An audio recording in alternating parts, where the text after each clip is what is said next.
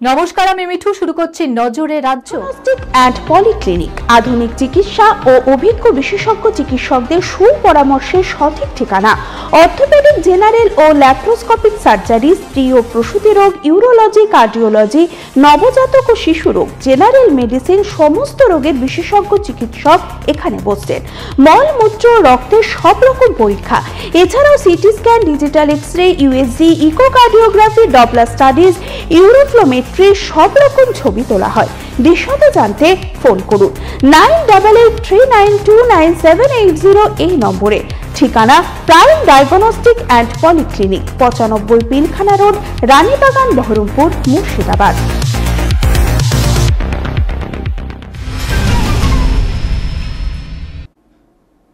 বেআইনি বিল্ডিং নির্মাণকারী প্রমোটারদের বিরুদ্ধে এবার খড়গহস্ত হাওড়া পুরসভা।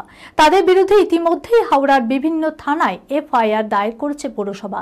ইতিপূর্বে 27 জনের বিরুদ্ধে বিভিন্ন থানায় এফআইআর দায়ের করে তদন্ত শুরু করেছে হাওড়া সিটি পুলিশ। প্রয়োজনে গ্রেপ্তারও হতে পারে এফআইআর এর নাম থাকা প্রমোটাররা। মোট 42 জন প্রমোটারের বিরুদ্ধে পুলিশকে বিভিন্ন থানায় এফআইআর দায়েরের প্রস্তাব দেয় পুরসভা।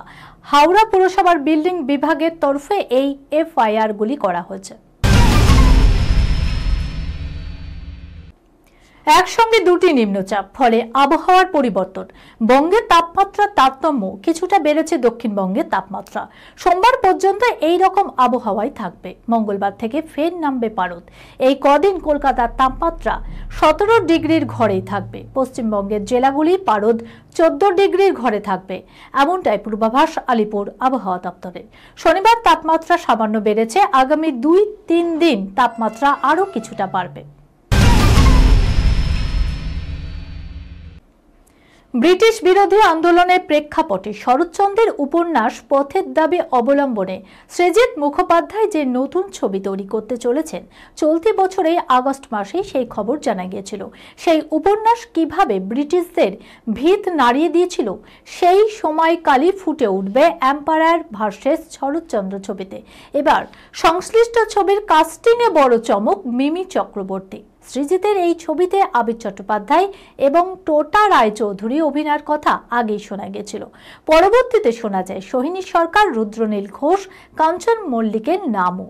সোহিনীর পরিবর্তে মিমি চক্রবর্তীকে দেখা সৃজিতের ছবিতে, সেই প্রেক্ষিতে এই প্রথম মিমি সৃজিতের এই কাজ। এই খবরের সঙ্গে শেষ করলাম আজকের নজরে রাজ্য।